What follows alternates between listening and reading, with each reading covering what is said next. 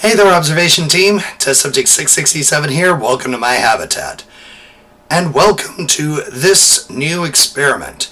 Now, we're going to do something a little different from what we've usually done. This one's not a game, at least not per se. See, I had a very special present this Christmas from Sister 667 and brother-in-law 667. See, what they got to do is they got to go to Las Vegas. I'm super jelly of them because they got to go to a place that I want to be able to go one day. It's called Omega Mart. Now, if you don't know what Omega Mart is, it's kind of part art installation, part live action interactive game, part grocery store. It's a place where if you go in. If you pay for the full experience, you get a little card that allows you to go to different spots, gather lore and secrets and other things that are supposedly going on behind the scenes. If you manage to solve certain puzzles, you can find hidden areas to go to find more lore. And it just sounds like a really fun place to go. The general theme of Omega Mart is kind of like the analog horror stuff that's become very popular. Stuff that's like familiar from the late 70s, early 80s, early 90s. But just something is off. Something starts to go weird with it, and it continues to get weirder.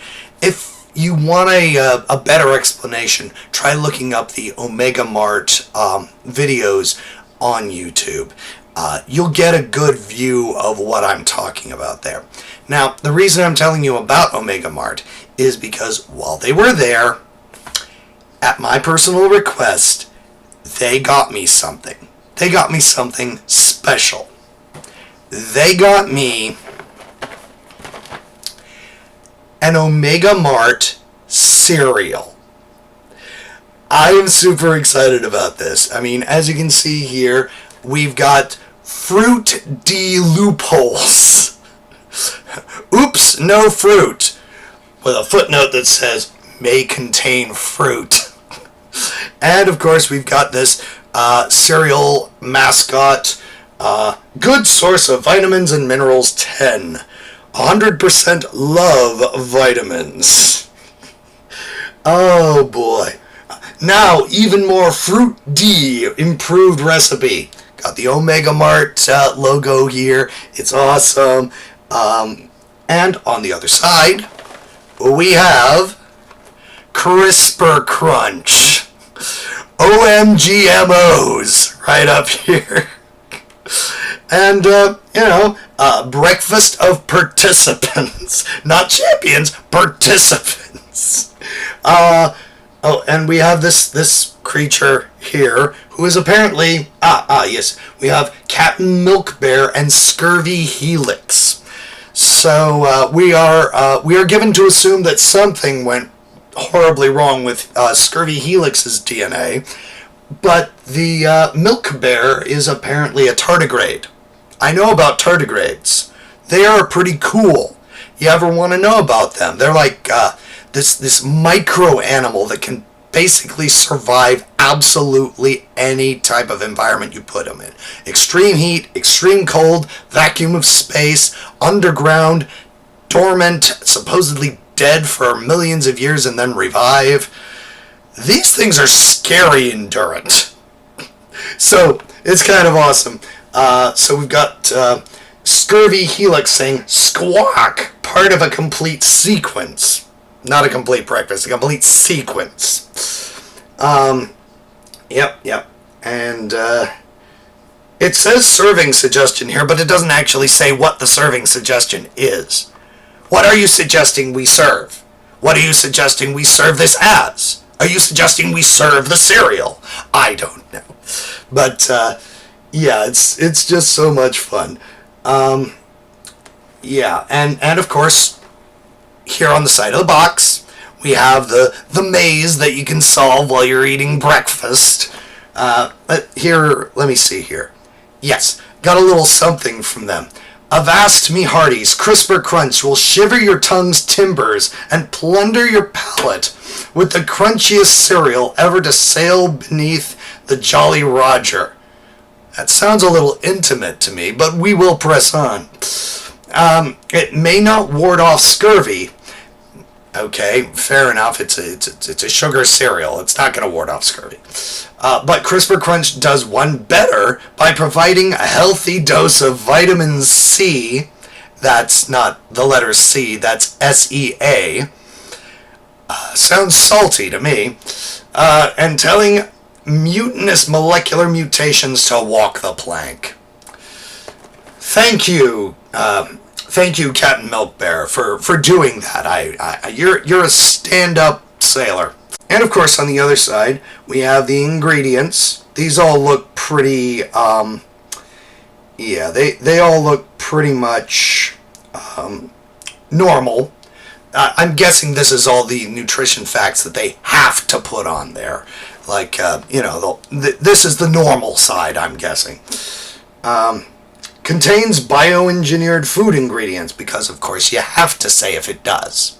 That's a thing you gotta do. So, I am going to try this. Gotta be very careful about opening the box. I don't want to damage the cardboard. You know, when I remove the bag of cereal, what I'm going to do is I'm going to flatten the box. I'm going to preserve it so that it doesn't get damaged. Okay. Well, here's the cereal itself. Looks a lot like Fruit Loops. I'm guessing that's basically what it is. Let's open it up and find out. Let's have a little taste.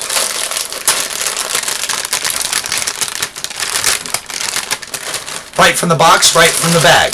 That's the test of a truly good sugar cereal. Does it taste good straight from the box? If it does, you're in good shape. So, here they are. Got these little O's, this yellow one. It's definitely lemon. Very sugary. It's what we would expect. It tastes like Fruit Loops. So, that's what we've got. We've got basically Fruit Loops, but the real, in this case, the real kicker is the box. But, just to be on the safe side, I'm going to get a little bowl and some milk, because we got to have the full experience. Respect the cereal. Gotta have it with the milk to know it fully. Right, here we are. Got our bowl here. Lovely plastic bowl. Pour that cereal in there. Just a little. Just a little. Cereal in bowl. Got the milk. This little bottle of milk, because it's got the foil milk bottle top. I like that. Brings back memories of when I was a kid, where we would go to this particular chain of convenience store, and all of them were sealed with those little things, and you actually had to buy these little plastic tops if you wanted to use this milk again.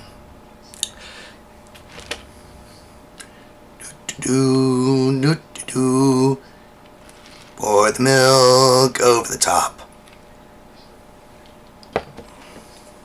That's how I do it.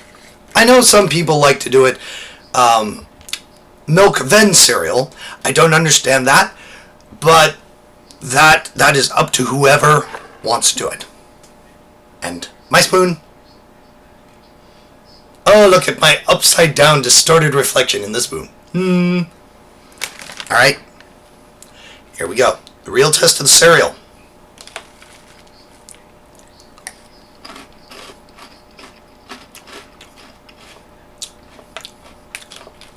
I'm digging it.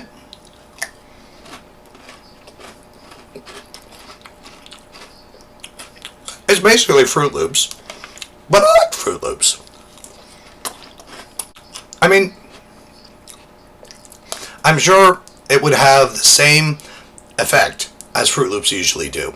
If you left it in the milk, you'd get multicolored milk. But I don't have the patience. But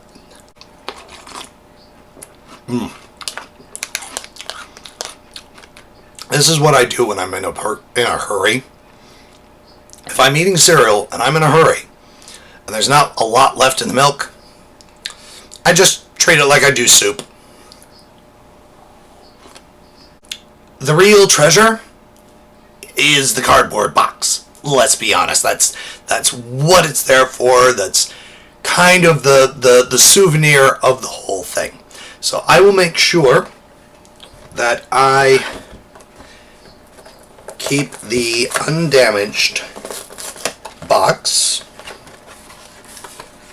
Just flatten it out so that I can keep it nicely preserved for as long as possible. Because it is a treasure. It's a special thing that will be kept forever.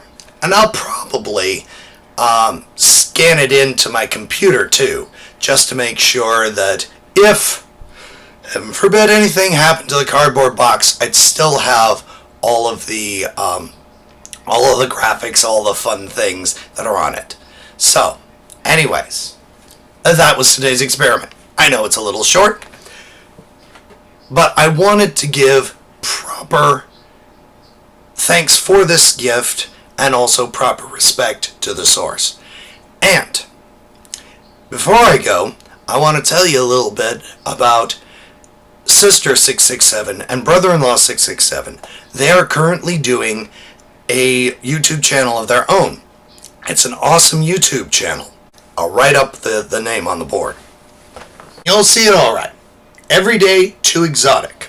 It's essentially a car show for people who aren't necessarily car people.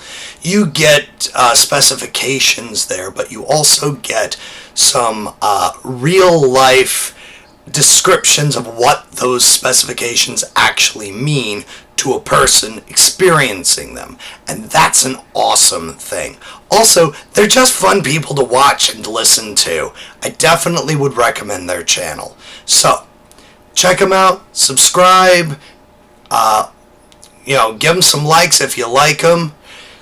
Give them some love. Their show is really cool. So, that's all for this experiment. I know it's short, but if you liked it, please leave me a like and let me know. That really helps the channel. If you have a comment about this experiment or any other experiments I might do in the future, or maybe some interesting things to try, taste, consume on the channel, leave that below too. Dr. Edenbun reads them, and he uses them to decide on what to do to me next, so send me some recommendations. If you want to join our regular observation team, and we'd love to have you, hit that big red subscribe button. And if you want to try this out for yourself, well, I'm afraid you're going to have to find your way to Las Vegas and find your way into Omega Mart. But I've just told you where to find it. It's up to you how to get there. So, I'll see you in the next experiment. Farewell.